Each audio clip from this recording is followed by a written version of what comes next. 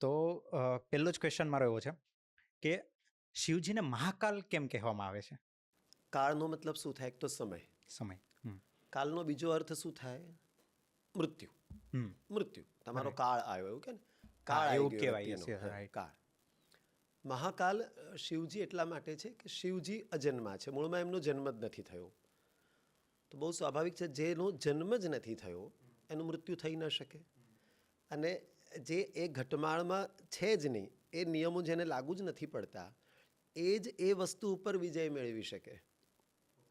એની ઉપર વિજય કોણ મેળવી શકે? કે જેને એ બધા નિયમો લાગુ ના પડતા, એ બધું એના અંડરમાં આવતું હોય.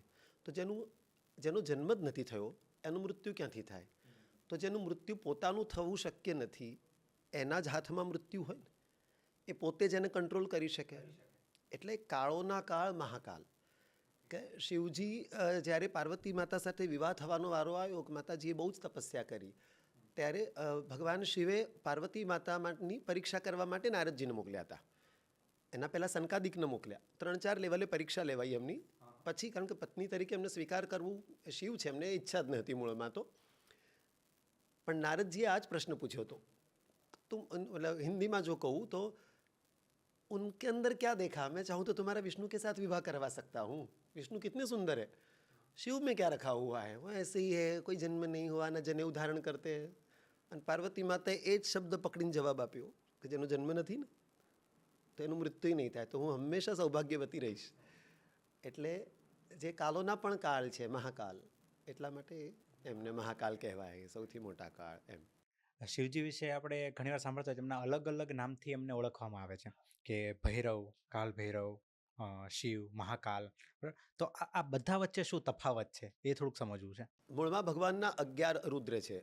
શિવજીના આશીર્વાદથી દક્ષ પ્રજાપતિની જ દીકરી સુરભી, દક્ષ પ્રજાપતિની હજી એક દીકરી, એનું નામ હતું સુરભી. એ સુરભીએ બહુ જ લાંબી તપસ્યા કરી ભગવાન શિવની. હવે શિવની તપસ્યાથી કશ્યપ ઋષિ સાથે એમનો જે પણ સંયોગ હોય પતિ પત્ની તરીકેનો, એનાથી એમને 11 રુદ્ર ઉત્પન્ન થયા. એ 11 રુદ્ર શિવજીના આશીર્વાદથી થયેલા સંતાન હતા. એમાં બધો જે અંશ હતો એ શિવજીનો હતો, કારણ કે એની ઈચ્છા એવી જ હતી કે મારા પતિ દ્વારા મને સંતાન થાય, પણ એમાં અંશ તમારો હોય. એવી રીતે 11 રુદ્ર થયા. પણ આપે જે કીધા એ 11માં એમનું સ્થાન નથી. બીજું એટલે જે કાળભૈરવ તમે કહો છો, કાળભૈરવ એકચ્યુઅલી એમની યોની દેવતાઓની યોનિથી ઉત્પન્ન નથી થયેલા. કાળભૈરવ રાક્ષસ યોનિમાં આવે. એમનું ડાયરેક્ટ લેનદેન હતું એ માતાજી જોડેની એમની જે પણ સાદી ભાષામાં કહીએ તો દુશ્મની હતી. પણ એમને પછી વરદાન માંગ્યું માતાજી જોડે.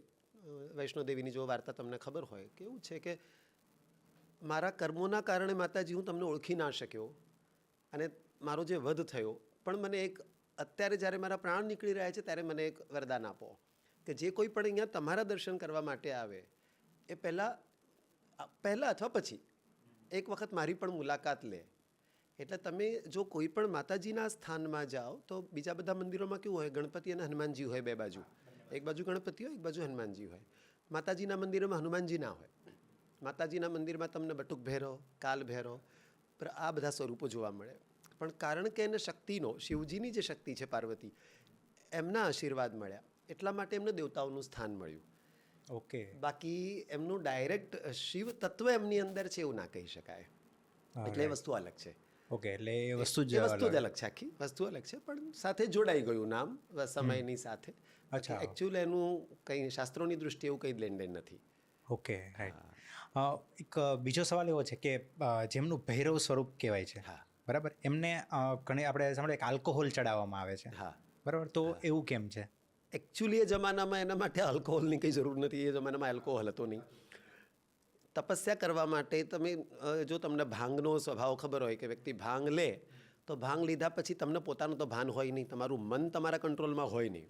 પણ તમે જે એનો નશો જ્યારે ચડતો હોય ત્યારે જે છેલ્લી જે ક્રિયા થતી હોય એ ક્રિયા તમે રિપીટેડલી કરો. કારણ કે અત્યારે જો તમે મને 1 ગ્લાસ ભાંગ પાઓ અને આ સમયે જો હું ઓમ નમઃ શિવાય, ઓમ નમઃ શિવાય, ઓમ નમઃ શિવાય બોલતા બોલતા એ પીવું, અથવા પીધા પછી બોલું, એને માનો કે 15 મિનિટમાં એનો નશો મને ચડશે, તો એ 15 મિનિટમાં મેં શું કર્યું કે જ્યારે હું સભાન અવસ્થામાંથી ધીરે ધીરે એના નશામાં જઈ રહ્યો છું, પછી જ્યાં સુધી એનો નશો રહેશે ત્યાં સુધી મારા દ્વારા એ જ ક્રિયા થવાની. ઓકે. એટલે કોઈ થર્ડ પર્સન છે એને કેવું લાગે કે આ વાહ શિવ ભક્તિમાં લાગી ગયા છે, મન એમાં નથી, ફક્ત શરીરે ક્રિયા કરી રહ્યું છે. કોઈ વખતે અપશબ્દ બોલતો હોય તો લગાતાર પછી એ નશામાં અપશબ્દો જ બોલશે. ચોપડી વાંચી રહ્યો છે તો ચોપડી જ વાંચશે. તમે પેલું એક્ઝામ્પલ તો કદાચ સાંભળે જશે ચોક્કસ. હસતો હતો તો બસ હસતો જ રહ્યો. ભાંગ પીનારો માણસ સતત હસી જ રહ્યો છે. તો આ એક નશાના સ્વરૂપની અંદર આલ્કોહોલ, બાકી એવું કંઈ છે નહીં. શિવ ભક્તિ કરવા માટે એ ભગવાન દારૂ પીવે છે ને એમને પોટલી ચઢાવો ને એવું બધું નથી. તમારો નશો પ્રભુના ચરણે આપો. તમે જે વસ્તુના આદિ થયા છો એ બધું પ્રભુના ચરણે અર્પી દો અને તમે શિવ ભક્તિમાં લાગી જાઓ. પછી એની આ બધી પરંપરાઓ બની કે ત્યાં દારૂ ચડાવવામાં આવે છે, એમ છે એ જગ્યાની પોતાની શક્તિઓ છે. પણ એ મદિરા વસ્તુ અલગ છે અને સોમ અલગ છે. સોમપાન કરવું અને મદિરા પાન કરવું. મદિરા એટલે દારૂ થાય અને ભગવાન જે કરે એ બધા સોમપાન હોય. સોમ એટલે કે અમૃતને સોમ કહેવાયું છે.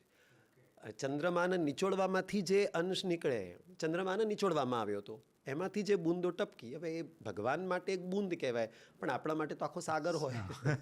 એટલે એ સોમરસ. સોમરસ ઇઝ સમવટ ડિફરન્ટ દેન ધ મદિરા. મદિરા પણ. ઓકે. પણ એ પરંપરા બની ગઈ કે ત્યાં હવે મદિરા ચઢાવવામાં આવે. બાકી એકચ્યુઅલી સોમરસ છે, અમૃતનું પાન કરે પ્રભુ. તો એ ત્યાં જે કાલભૈરવને જે કંઈ પણ ચઢાવવામાં આવે છે પારંપરિક દૃષ્ટિએ ખોટું છે. શાસ્ત્રોક્ત દૃષ્ટિએ એનું કોઈ જ પ્રમાણ જ નથી ત્યાં. ઓકે. નશાની જરૂર છે પણ ભક્તિના નશાની ભક્તિનો જરૂર. નશો. અને ખરા અર્થમાં એ સાચી તમારું મન જો અંદર જોડાયેલું નથી અને તમે ફક્ત તમારું શરીર ક્રિયા કરી રહ્યું છે, શું મતલબ છે? હે ને? સૌથી વધુ માણસને કોઈ પણ રસ્તે દોરી કોણ જાય? મન. તો મન તો છે જ નહીં એમાં. તો શરીર એમને એમ ક્રિયા કરતો હોય. તમે રાત્રિમાં જો બડબડાટ કરતા હો તો મન તો એમાં છે નહીં. ઊંઘમાં જો તમે બડબડાટ કરો છો, તમારી વાતને કોણ સત્ય માને? તો ભગવાન તો ક્યાંથી માને ને? એ ભક્તિ ના કહેવાય. તો એવી રીતે એવા નશા કરીને કે ચલમો ફૂંકીને ગાંજાઓ પીને આ બધી ખોટી માન્યતાઓ બનેલી છે ને આજકાલ યુવાનિયાઓ આ બધા માર્ગે બહુ ચડતા હોય ને પોતાની જાતને શિવ ભક્ત, આ બધું બગાડ કરી નાખ્યો છે. ભક્તિનો બગાડ છે ને. બીજા ધર્મવાળા જો આવું બધું જોવે તો આપણા ધર્મને નામ રાખે ભાઈ, કે આપણો ધર્મ બદનામ થયા એના કારણે. આપણા ધર્મમાં ક્યાંય આવા બધા ઉલ્લેખો છે નહીં આવી રીતે નશા કરવાના. પણ પેલું કહે ને કે એ લોકો કોડ લેંગ્વેજમાં બોલતા હોય કે એ વખતની પ્રજા બહુ જ્ઞાની હતી અને એમને એવું કે આ લોકો સમજી જશે. પણ કલયુગના લોકો આવા આવશે કે નશાનો અર્થ નશો જ લેશે. આવા સાંસારિક નશાઓ લેશે. એમને ખબર નહોતું કે આવું બધું કરશે, કે ગાંજાઓ પીશે. તકલીફ ત્યાં છે.